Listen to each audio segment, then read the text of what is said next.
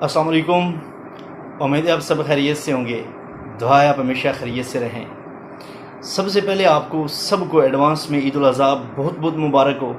اور اللہ تعالیٰ آپ کو اور آپ کی فیملی والوں کو، آپ کے رشتہ داروں عزیزوں کو، سب کو اس کی خوشیاں نصیب فرمائے۔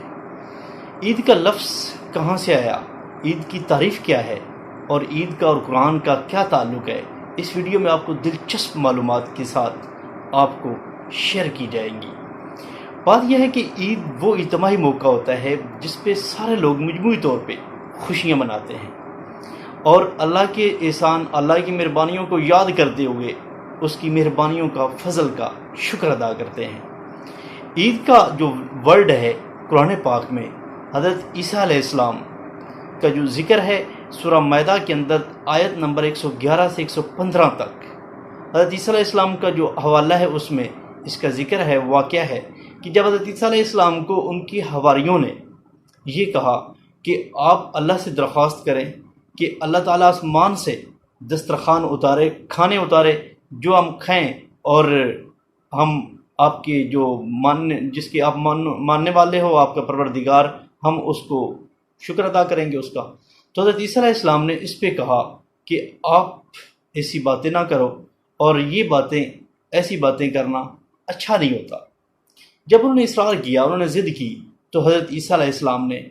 اس بات کا اللہ تعالیٰ سے درخواست کی اور اللہ کو یہ عرض کی کہ یا اللہ، آپ یہ دسترخوان اگر آسمان سے اتاریں گے، کھانے اتاریں گے، تو آپ کا ہم شکر ادا کریں گے، اور اس دن کو ہم عید کے طور پہ منائیں گے۔ جس دن آپ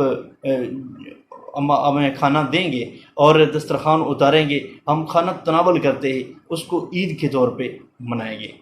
تو اس پہ اللہ تعالیٰ نے فرمایا کہ میں دسترخوان کی جو بات ہے، آپ کا کھانا بھیجنے والا، یہ تو بات ٹھیک ہے، لیکن جس نے اس کے باوجود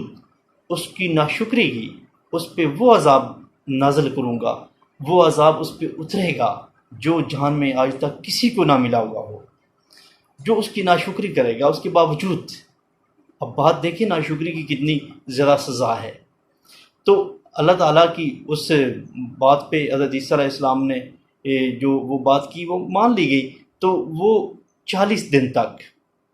دسترخوان اترتا رہا۔ تقریباً چاشت کے وقت دسترخوان آتا اور کھانے اس میں مختلف قسم کے لذیذ کھانے، اور اس میں سارے مستفید ہوتے، چھوٹے بڑے، مرد خواتین، جتنے لوگ بھی تھے سارے اس کو کھاتے اور انجوائے کرتے رہے۔ 40 دن کے بعد اللہ تعالیٰ نے شرط لگائی، وہی کی کہ آج کے بعد اس کھانے کے قریب غریب لوگ آئیں گے، صرف غریب، نادار اور مستحقین لوگ، اور جو امیر لوگ ہیں وہ اس کے قریب نہ آئیں۔ اس بات پہ جو امیر کھاتے پیتے اور صاحب حیثیت لوگ تھے، انہوں نے باتیں بنانا شروع کر دی اور مختلف قسم کی ہیلے تراشنا شروع کر دیے، اور اسی بات پہ اللہ تعالیٰ نے فرمایا کہ میں نے پہلے یہ بات واضح کی تھی کہ اگر آپ ناشکری کرو گے تو آپ پہ وہ عذاب دوں گا جو آج تک جہان میں کسی پہ عذاب نہ ہوا ہو۔ تو اس کے بعد جب وہ باز نہ ہے تو تقریباً 333 لوگوں پر یہ عذاب الہی آیا کہ وہ جب اپنی عورتوں کے ساتھ آرام کر رہے تھے، ان کی شکلیں مسخ ہو گئیں، اور 3 دن کے بعد وہ سارے کے سارے فوت ہو گئے، مر گئے۔ تو یہ وہ بات ہے، وہ ذکر ہے جہاں عید کا لفظ ہے، اور یہ ہمارے لیے بہت بڑا سبق ہے۔ اور اسی طرح حضرت موسیٰ علیہ السلام اور جادوگروں کا جو دن ہے، اس کو بھی یہ بھی قرآن پاک میں قصہ ہے، عید کا دن کے طور پہ وہ بھی منایا کرتے تھے۔ تو ہم دیکھتے ہیں آج اپنے ملک کو ہم نے جس بات کے لیے حاصل کیا تھا، اس بات کا پورا مصداق ہمارا ملک ہے۔ ہمارے ملک میں وہ ہو رہی ہیں باتیں، اور ہمارے غریب طبقہ جو ہیں وہ واقعی محفوظ ہیں، یہ ہمیں اپنے طور پہ دیکھنا ہوگا، اور ہم غریبوں کے ساتھ کتنا رویہ کیسا رکھتے ہیں یہ بھی دیکھنا ہے۔ اور ناشکری اور شکر بجا آوری کا جو فارمولہ، اور جو یہ بہت بڑا ایک واقعہ ہے، اس سے بھی ہمیں ضرور سیکھنا چاہیے کہ ہم شکر گزار ہیں یا ناشکرے ہیں،